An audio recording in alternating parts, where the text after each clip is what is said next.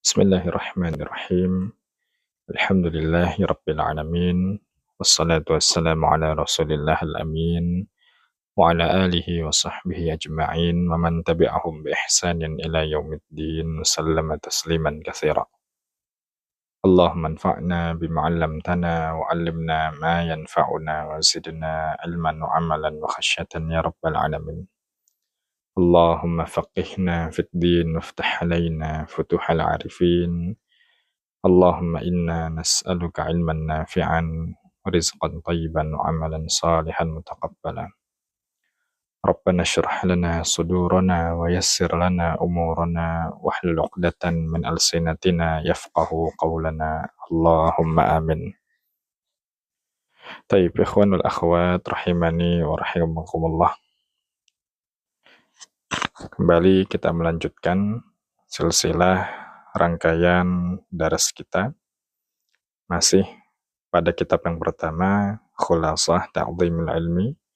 Kali ini merupakan pertemuan kita yang ke-12 dan kita masuk pada Al-Ma'qidus Sabi', bab simpul yang ke-6, simpul yang ke-7, bab yang ke-7, yaitu dengan tema yang beliau angkat sekarang adalah Al-Mubadaratu ila tahsilihi waqtinamu sinnis siba wasyabab. Kita harus mubadarah, bersegera ila tahsilih, bersegera dalam talabul ilmi. Artinya, selagi masih belia, selagi masih sehat, selagi masih ada kekuatan, maka paksa buat belajar. Sebelum datang waktu kita sakit, sebelum datang kita akan banyak pekerjaan, sebelum datang masanya kita banyak halangan, sebelum datang masanya kita tua dan sulit untuk berangkat ke majelis ilmu. Maka kata beliau di sini, mubadarah ila tahsilih. Kita harus bersegera dalam belajar. Serta waqtinamu sinnis siba wasyabab. Kita harus memanfaatkan usia muda, usia belia. Jadi ini untuk kita-kita yang secara usia belum masuk usia tua, maka selagi kita masih muda, manfaatkan betul-betul untuk mengukir ilmu, mendapatkan ilmu dengan semaksimal mungkin.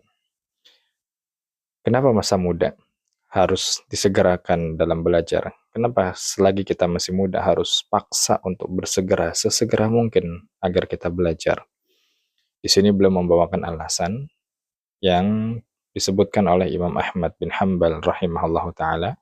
Kata beliau, qala Ahmadu rahimahullah, Al-Imam Ahmad bin Hanbal berkata, ma syabbahtu syabab illa bisyai'in kana fi kummi fasaqata.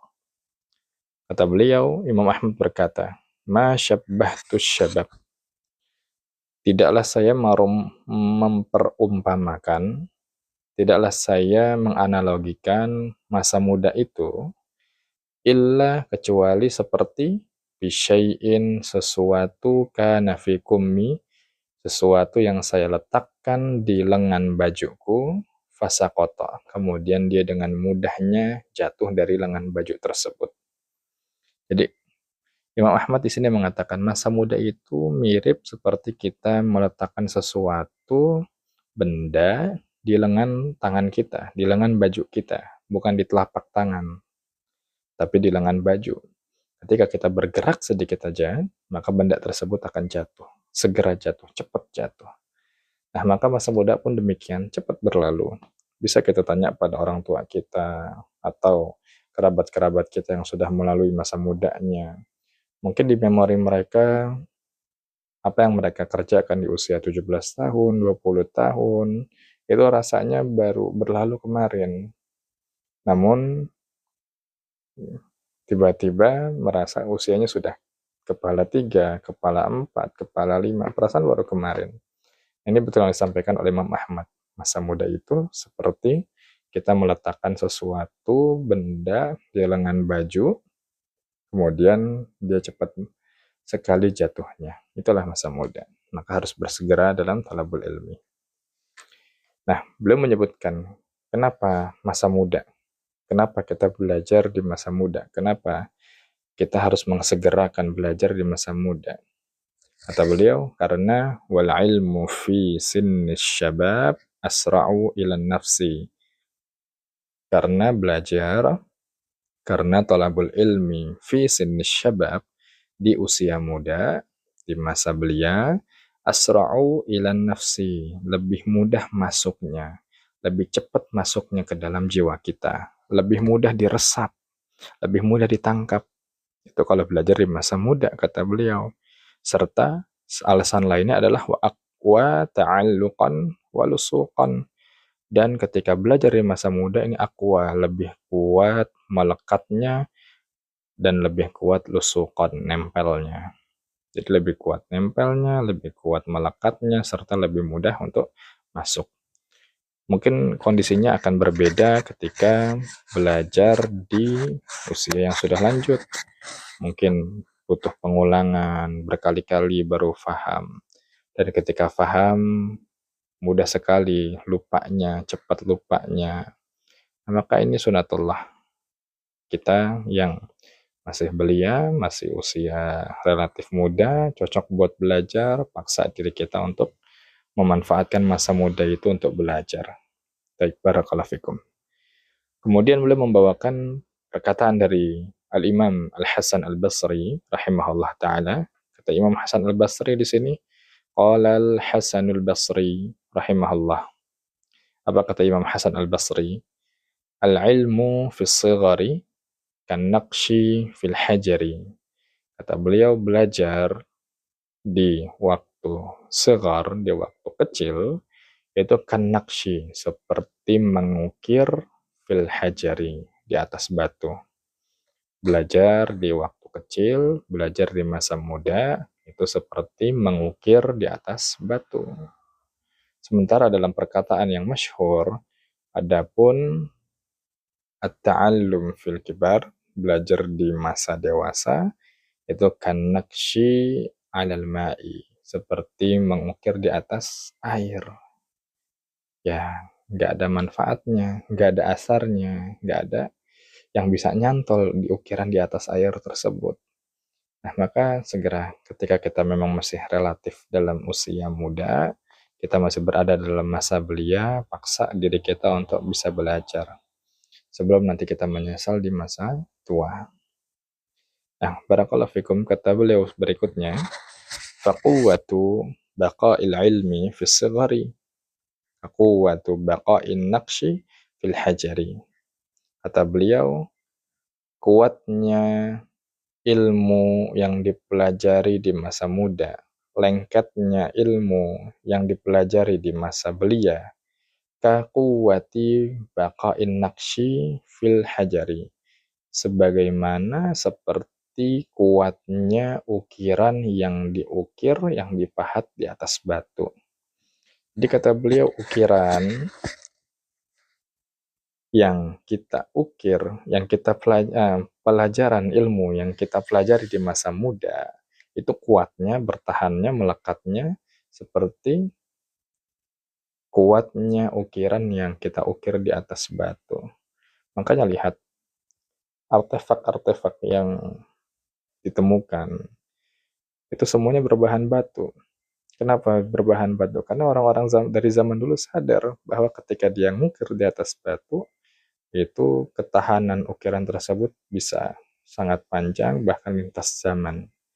Mungkin akan beda ceritanya ketika orang tadi itu mengukir di atas kayu, mengukir di atas tanah, mengukir di gunung, apalagi mengukir di air.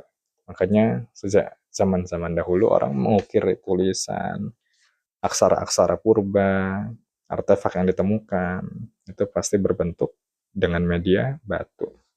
Ya. Berikutnya barakallahu fikum, kata beliau di sini, faman tanama syababahu nala irbahu.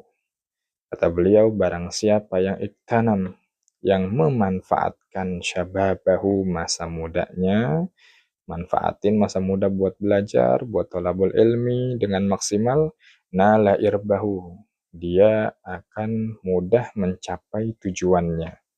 Dia akan mudah mencapai mendapatkan ilmu tersebut ketika belajar. Jadi irbun maknanya bisa hajah, bisa bughyah, bisa ghayah, tujuan.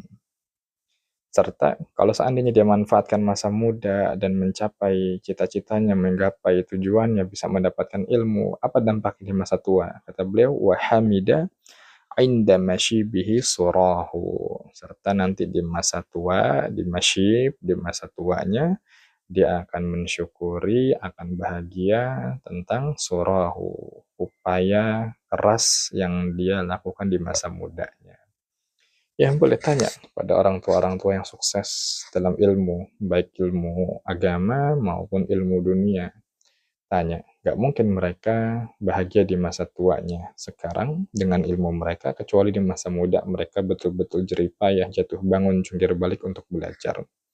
Tapi sebaliknya, orang-orang yang menyesal di bawah kegelapan, kejahilan di masa tua, itu bisa tanya pada mereka, apa sebabnya yang paling dominan sehingga mereka bisa memiliki keadaan seperti itu? Tentunya setelah takdir Allah.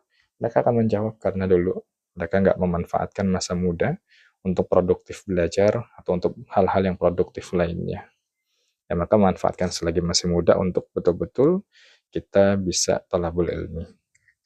Nah, barakallahu fikum. Berikutnya kata beliau, iktanim sinna syababi ya fata, indal masyibi yahmadul qawmus sura. Kata beliau, iktanim, manfaatkanlah sinna syabab, usia belia, ya fata, wahai pemuda. Manfaatkanlah usia muda, usia belia, ya fata, wahai pemuda. Indal masyibi, karena nanti ketika tua, yahmadul qawmus sura. Seorang akan mensyukuri, akan bahagia karena jeripayah yang dia lakukan di masa muda.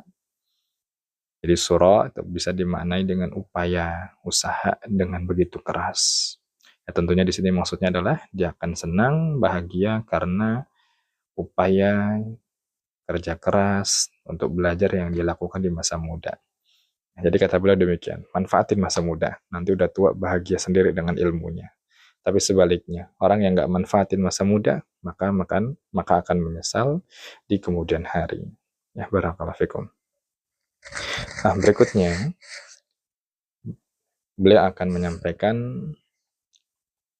hiburan bagi kita-kita yang mungkin qaddar Allah saat ini sudah menginjak usia tua, usia senja, dan alhamdulillah Allah takdirkan di usia senja kita ini ada kesadaran untuk belajar. Sehingga dengan bahasa yang lain, kita baru belajar ketika masa tua sekarang. Nah, ini hiburan buat kita. Apa kata beliau? Wala yutawahhamu mimma sabaqa.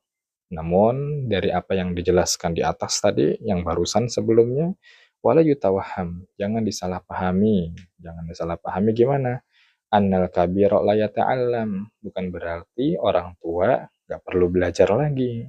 Jangan disalahpahami, saya sudah tua, maka saya nggak perlu belajar. Bukan itu, kata Syekh. Saya udah tua, saya maka nggak bisa belajar. Jangan. Kenapa? Bal haula'i ashabu Rasulillahi sallallahu alaihi wasallam ta'allamu kibaran.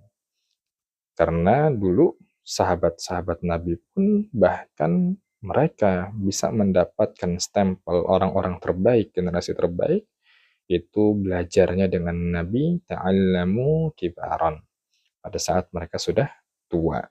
Saat mereka sudah tua. Justru mayoritas sahabat-sahabat Nabi yang belajar pada Nabi kala itu, yang di usia muda, yang di usia belia, mungkin hanya segelintiran orang saja. Selebihnya luar biasa. Mayoritas mereka adalah orang-orang tua. Ya, barakallahu fikum. Hal tadi, kata beliau, orang tua tetap perlu belajar.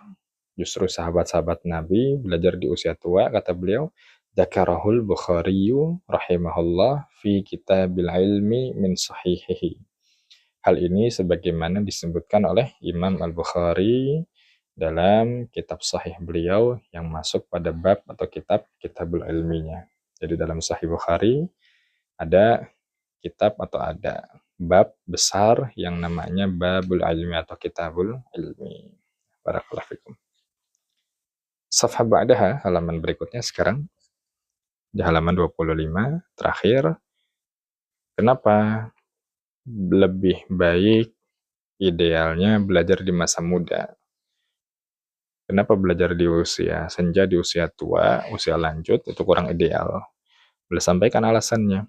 Wa innama ya'surut ta'allumi ya'surut ta'allumu fil kibari kama bayyanahul Mawardi fi adabid dunya waddin.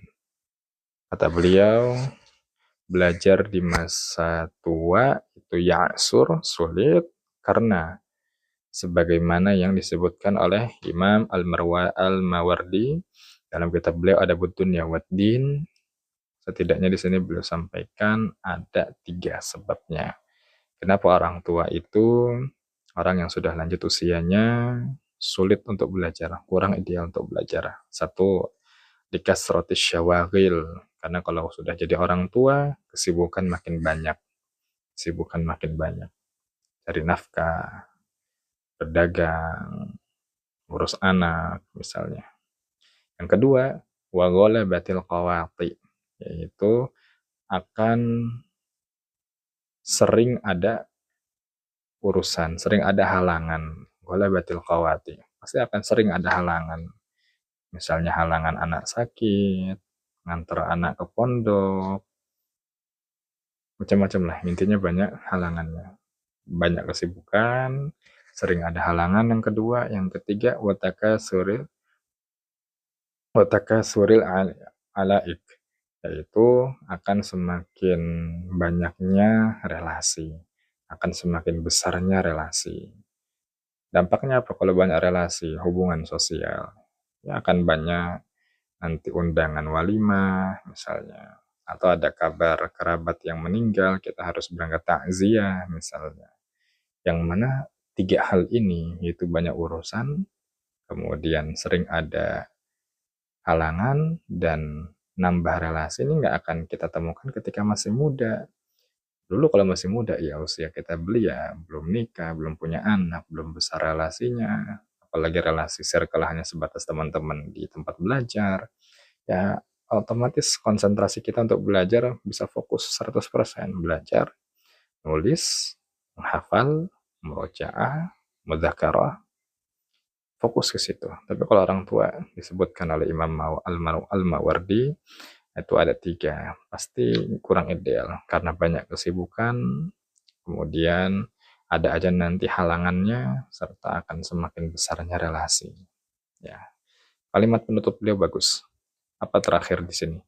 Faman qadira ala daf'iha an nafsihi adrakal ilma. Tapi orang yang mampu untuk mengatasi hal tadi di atas yang ada dalam dirinya, misalnya dia ada kesibukan, tapi Masya Allah mudah untuk mengatur kesibukannya. Orang yang seharusnya ada saja halangan, dia bisa memanage urusan-urusan tadi sehingga tidak menjadi halangan buat dia. Serta ketika ada relasi-relasi yang undang atau ngajak makan, ngajak rapat, dia bisa memagarkan waktu belajarnya dengan baik. Maka kalau ada orang yang bisa seperti ini, kata beliau, adarokal ilma. Tentunya orang inilah yang tetap akan bisa mendapatkan ilmu walaupun dia sudah lanjut usia. Ya, intinya ikhlas sekalian, barakallahu fikum, dari Ma'kib As-Sabi' yang kita bahas kali ini, di sini Syekh menyampaikan idealnya seorang belajar itu di masa belia, orang belajar talabul ilmi di masa muda. Kenapa? Karena tadi disebutkan, 1, masa muda itu sangat singkat. Yang kedua, kalau belajar di masa muda lebih cepat nangkepnya, lebih kuat pahamnya, melekatnya, nempelnya, ibarat mengukir di atas batu. Namun kalau belajar di usia tua seperti mengukir di atas air. Sehingga beliau sampaikan, hendaknya kita memanfaatkan masa muda. Namun beliau juga katakan, bukan berarti yang tua nggak belajar. Jangan disalahpahami, bukan berarti yang tua ini pasrah dengan keadaan begitu saja. Justru kalau kita boleh katakan, mohon maaf, Ketika yang muda saja ditekankan untuk belajar, maka terlebih lagi yang tua seharusnya lebih lagi ditekankan untuk belajar. Karena semua orang memang iya diminta untuk mempersiapkan bekal terbaik. Namun ketika usia tersebut semakin senja, idealnya lebih baiknya adalah mereka-mereka lah yang lebih tegas, yang lebih dahulu, yang lebih semangat, lebih totalitas dalam mempersiapkan bekal-bekal akhiratnya. Mudah-mudahan Allah mudahkan jalan talabul ilmi kita, karena tua muda kalau tanpa kemudahan dari Allah, tanpa taufik dari Allah, kita akan sulit untuk terus berada di atas jalan ilmu. Kita berdoa pada Allah, semoga Allah berikan kita kemudahan, taufik, sehingga kita bisa istiqamah di atas jalan ilmu. Hidup di atas ilmu, serta wafat, meninggal di dalam keadaan talabul ilmi. Barakallahu fikum. InsyaAllah kita lanjutkan berikutnya ma'akid as-samin. Wassallallahu wasallam ala nabiyina Muhammadin wa ala alihi wa sahbihi ajma'in. Wallahu a'lam bisawab. Wa akhiru da'wana anilhamdulillahi rabbil alamin.